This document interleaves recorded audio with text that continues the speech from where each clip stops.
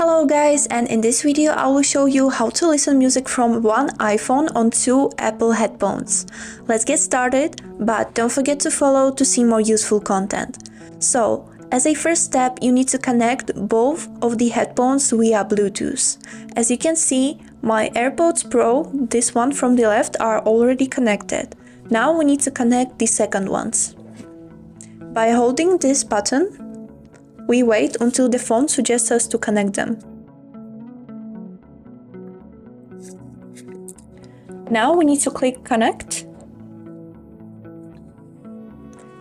OK, and continue. After this, you can see that both of the devices are connected. All what's left, we need to open the control panel, choose the music card, and click on this AirPlay button. And right here you need to choose both of the headphones. And now you can enjoy your favorite music with your friend from only one phone. That was all for today. I hope this video was helpful for you, and thank you so much for watching.